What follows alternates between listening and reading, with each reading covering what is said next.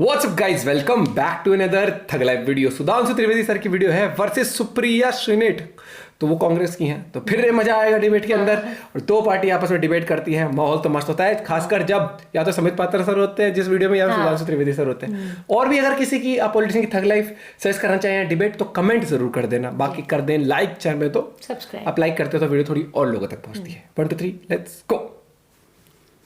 4 सवाल पूछने का मौका आप देती तो सुशील मोदी फोन काट के भाग जाते। ये असलियत है। अब स्क्रिप्ट भी बदलिए। समझ में आता है कि आप लोग थक चुके हैं, पुरानी वही घिसी पिटी स्क्रिप्ट। आपको सुनकर भी ये कहा जा सकता है कि आप भी राष्ट्र के नाम ही संदेश दे रही हैं। गजब होने वाली है। 9 साल से सत्ता में झुंझुना बजा रहे हैं, 9 साल से हाथ मल रहे हैं। आप क्या कर रहे हैं? इतने भोलेपन के साथ अदाकारी दिखाने की बात। लालू यादव जी को जेल हो गई थी, सजा हो गई थी 97 में, जब कांग्रेस के समर्थन से जनता दल की केंद्र में सरकार थी। गरीब गुरबा की सरकार है। आज गरीब गुरबा की सरकार का दावा करने वाले परिवार के पास जमीन की भरमार है। अडानी का नाम लेने से क्यों सकुचाते हैं? क्यों नहीं ईडी, सीबीआई और पहले इनमें लड़ाई थी, फिर केवल भ्रष्टाचार ही इनमें मेल कराता है।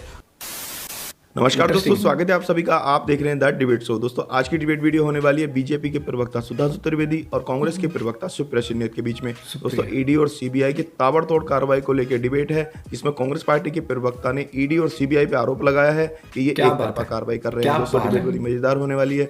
आपसे अनुरोध है अंत तक जरूर देखना। चैनल पे पहली बार आए, चैनल को सब्सक्राइब नहीं किया है तो चैनल को सब्सक्राइब भी कर लेना। चलिए मेन वीडियो स्टार्ट करते हैं। चलो भाई देखो। और सुशील मोदी ने ये कहा कि हमने पत्नी से तो कोई जाकर उनकी पूछताछ नहीं की है, ईडी के अधिकारियों ने या ऑफिसर्स ने। जिनके ऊपर आरोप है उनसे पूछताछ तो होगी ना। सुशील मोदी राष्ट्र के नाम संदेश दे रहे थे, तुम उनके राष्ट्र के नाम संदेश पर थोड़ी टिप्पणी करूंगी। 4 सवाल पूछने का मौका आप देती तो सुशील मोदी फोन काट के भाग जाते। ये असलियत है। असलियत ये है कि 95% केसेस ईडी के ऑपोजिशन के खिलाफ है। इस पर किसी को कोई आपत्ति नहीं है, इस पर कोई भवे नहीं सिकुड़ता है, इस पर कोई आईब्राउज नहीं रेज करता कि ये कैसे हो रहा है।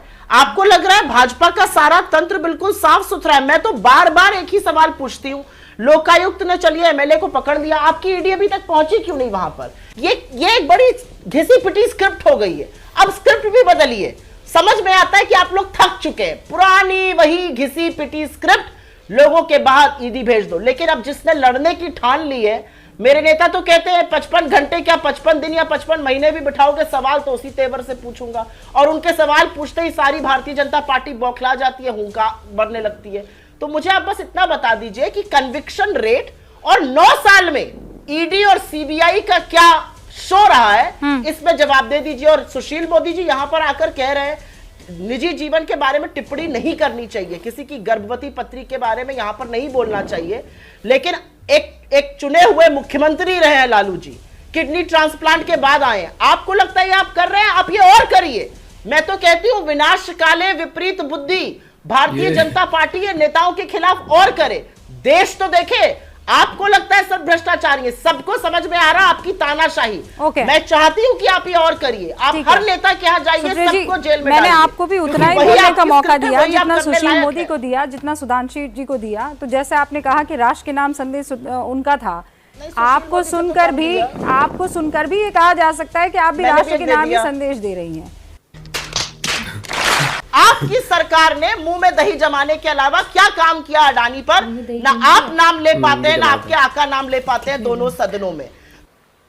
मजा नहीं आ रहा है। रुको जरा सबर करो। आप 9 साल से सत्ता में है ना, जिसका भी आप नाम ले रहे हैं, आप 9 साल से सत्ता में है, झुंझुना बजा रहे हैं 9 साल से। 9 साल से कन्विक्शन रेट 1 नहीं हुआ है, 0.5% से लेस कन्विक्शन रेट है ईडी का। आप चार्जशीट में किसी का नाम डाल दीजिए और मुंह की खानी पड़ती है आपको कोर्ट में, क्योंकि आपके पास ना साक्ष्य है ना केसेस है पुरजोर। और यहां पर आकर आप डंका बजाएंगे अपनी सरकार का।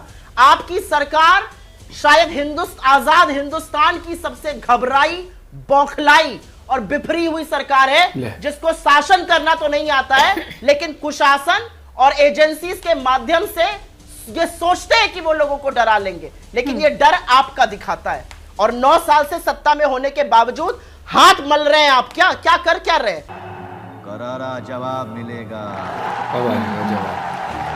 जवाब जवाब मिलेगा। कितने भोलेपन के साथ अदाकारी दिखाने की बात। जब हमने कहा कि कर्नाटक में पकड़ लिया गया तो क्या कहती हैं, कर्नाटक में वो लोकायुक्त ने कार्रवाई की है, होपफुली लोकायुक्त इंडिपेंडेंट है मगर चुनाव आयुक्त इंडिपेंडेंट नहीं है। कितनी सुविधा के अनुसार संस्थानों के बारे में भी निर्णय, ऐसा जुरिस्डिक्शन तो हमने देखा नहीं होगा, जुरिस्प्रूडेंस, कि जब जो लगे कार्रवाई कर दी तो ठीक है, अब कार्रवाई के बाद, अरे भाई हर भ्रष्टाचार का केस ईडी सीबीआई में थोड़ी जाता है। जांच एजेंसी एक निश्चित स्तर की जांच करने के बाद रेफर करती है, अगर वो ईडी सीबीआई के लायक होगा तो वहां पे जाएगा। परंतु मैं एक फैक्ट दर्शकों के सामने रखना चाहता हूं, जो टारगेटिंग की बात कर रहे हैं, लालू प्रसाद यादव जी पे केस कब दर्ज हुआ था, कोई भी जाके चेक कर सकता है। राबड़ी देवी 1997 में मुख्यमंत्री बनी थी। हाँ। लालू यादव जी को जेल हो गई थी, सजा हो गई थी 97 में, जब कांग्रेस के समर्थन से जनता दल की केंद्र में सरकार थी,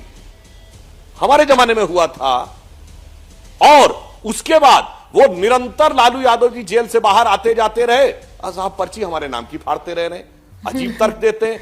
और एक बात मैं रूबिका जी थोड़ा हट के कहना चाहता हूं इस डिस्कशन से दर्शकों के लिए, जो पार्टियां ये दावा करती हैं कि वो गरीबों, वंचितों, शोषितों के लिए काम करती हैं, उन्हीं के नेता सबसे जल्दी सैकड़ों करोड़ की मालिक कैसे हो जाते हैं। आज मैं विनम्रता से पूछता हूं, लालू यादव जी कहते थे ये गरीब गुरबा की सरकार है।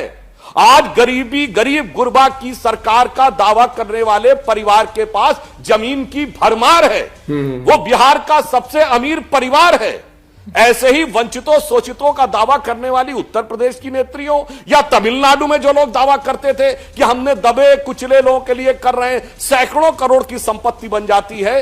यह भी एक यथार्थ है, इसमें किसी को कोई शक की गुंजाइश नहीं है। तो यह भी सोचने की बात है, यह अचानक कैसे हो जाता है। न नौकरी करते हैं, न व्यवसाय करते हैं, न इवन बहुत से लोगों के पास बहुत क्वालिफिकेशन भी नहीं होती है, और अचानक इतना सारा पैसा आ जाता है, और उसके बाद बदल देते हैं। आरोप भारतीय जनता पार्टी पे आ जाता है। ये मैं दर्शकों के विवेक पे छोड़ता हूं, न मेरी बात माने, न मेरी प्रतिपक्षियों की बात माने, खुद जाके अनुसंधान करे कि ये पिछले 25-30 वर्षों से भ्रष्टाचार को लेकर भारत की राजनीति में क्या हो रहा है। यही नहीं, अभी और सुनिए। अडानी का नाम लेने से क्यों सकुचाते हैं? क्यों नहीं ईडी, सीबीआई और इनकम टैक्स और तमाम डिपार्टमेंट की रेड हो रही है वहां पर? क्यों नहीं एनसीबी, नेशनल नारकोटिक ब्यूरो पहुंच गया, नारकोटिक कंट्रोल ब्यूरो पहुंच गया मुंद्रा पोर्ट? वो नहीं ले पाएंगे। अडानी का और चीन का चा ना बुलवाओ, बाकी सारा जबानी जमा खर्च करा लो। जब लालू जी पे सीबीआई का केस हुआ, केंद्र में कांग्रेस की सरकार थी, तो वहां पर एक सीबीआई के रीजनल डायरेक्टर थे यूएन बिस्वास, और जब कांग्रेस का समर्थन हो गया तो यूएन बिस्वास के खिलाफ बिहार विधानसभा ने विशेषाधिकार का नोटिस दिया और उन्हें अनकंडीशनल अपॉलॉजी करवाई। ये क्या था भाई? एक तरफ लालू जी कहते थे ये कांग्रेस की सरकार हमको चपरासी समझती है, अब ऐसा नहीं है, अब तो लालू है इसके अंदर। फिर जैसे ही कांग्रेस ने हाथ मिलाया, अपने ही अधिकारी की ऐसी बलि चढ़ा दी, उससे जाके वहां माफी। ये कोई भी फैक्ट जाके वेरीफाई कर सकता है। तो इनका जोड़, पहले इनमें लड़ाई थी, फिर केवल भ्रष्टाचार ही इनमें मेल कराता है। भाई कैसी लगी वीडियो? आगे स्वाद।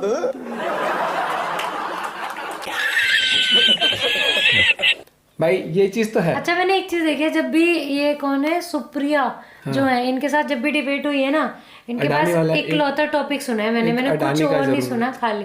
हाँ। बाकी अगर मैं बात करूं तो ये चीज वीडियो में जैसे आपने एक ये 97 वाली बात उठाई और फिर अनकंडीशनल अपॉलॉजी वाली बात उठाई, तो ये चीज है कि इनकी नॉलेज जो है हमेशा सर की फैक्ट्स वाइज होती है। वो हमेशा कहता है वेरीफाई कर लेना आप, बेशक वो चीज, वो एक कॉन्फिडेंस जो है ना वो अलग झलकता है। बाकी डिबेट होती है तो हम डिबेट देखते हैं एंटरटेनमेंट वाइज, क्योंकि एक जब डिबेट, जैसे स्कूल में भी हम डिबेट करते थे, है ना, मुझे तो कभी सेलेक्ट करा नहीं, मेरे तो कॉन्फिडेंस लेवल से 0 था उसके अंदर, है ना, बेइज्जती हुई होगी। तो भाई लेकिन ये चीज है। और जब वो अडानी वाली बात करें, सर ने कहा अच्छा, वो एक्सप्रेशन गजब थे वो वाले।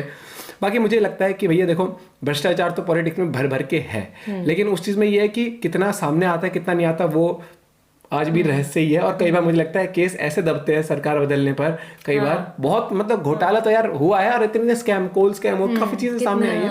बाकी हम देखते हैं डिबेट मजे लेने के लिए, स्वाद के लिए, और आप लोग खिलाते हैं, आराम से आपको मजा आया होगा।